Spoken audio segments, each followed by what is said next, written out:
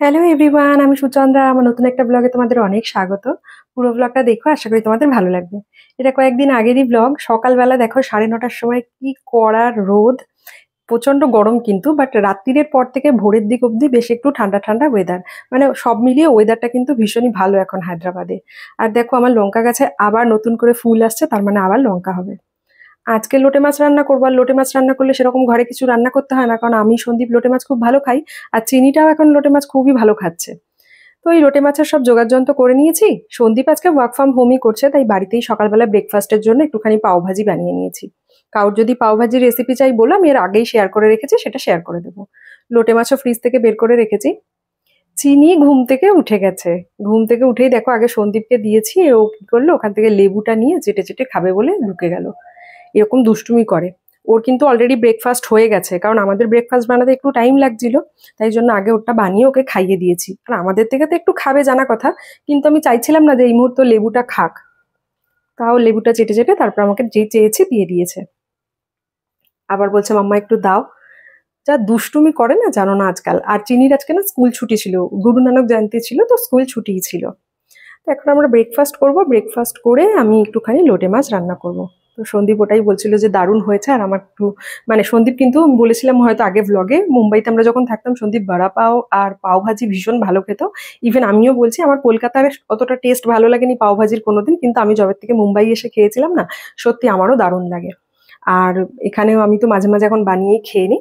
তো তারপরে না লোটে মাছ রান্না করেছিলাম আমি ফোনে, একটা ওয়েব সিরিজ দেখছিলাম বলে না ওই আর ব্লগ করা হয়নি।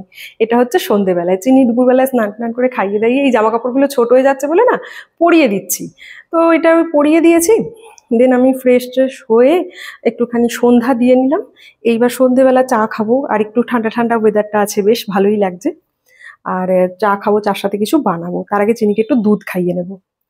আর দেখো এই বুদ্ধ মূর্তিটা না আমাকে অনেক বছর আগে আমার এক অফিস কলিগ মানে ওই সিক্রেট সান্টাতে গিফট দিয়েছিল। তো আমার ভীষণ পছন্দের, আমি এটা ফ্রিজের উপরে রেখে দিয়েছি। তো চিনি একটু লেখা আঁকা এই সমস্ত করছে। ওকে আগে দুধটা খাইয়ে নেবো, দেন আমরা কফি খাবো।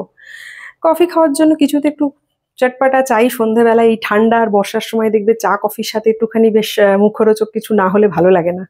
তো এখানে একটুখানি বেশি করে পেঁয়াজ কেটে নিচ্ছি। আর আমি জাস্ট ওই দুপুরবেলার দিকে একটুখানি মুগ ডাল ভিজিয়ে রেখেছিলাম। তো ওটা দিয়ে একটু মুগ ডালের পকোড়া বানাবো। ধনেপাতা কেটে নিলাম, এখানে একটু আদা রসুন কাঁচা লঙ্কা দিয়ে দিয়েছি, আর ভেজানো মুগ ডালটা দিয়ে দিলাম। অনেক রকম ভাবে বানানো যায়, বাট আজকে খুব বেশি ঝামেলা করিনি। মুগ ডালটা দিয়ে পেস্টটা রেডি হয়ে গেছে, এটা দিয়ে দিলাম।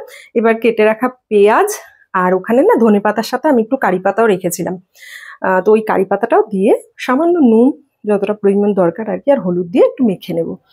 নিয়েই একবার এটাকে গরম গরম ভাজবো আর খাবার। সন্দীপ কখন দিয়ে বলছে কখন বানাবে পকোড়া, কখন বানাবে পকোড়া। আর এই কড়াইটা কিন্তু একদমই পরিষ্কার কড়াই, বলে রাখি। এটা কিন্তু একদম পিওর লোহার কড়াই, এতে কিন্তু কোনো রকম কোনো কোটিং নেই, কিচ্ছু নেই, পিওর লোহার কড়াই। এটা মাজলেও এরকমই থাকে। তো পকোড়া রেডি হয়ে গেছে। এখন খাওয়ার পালা কফি।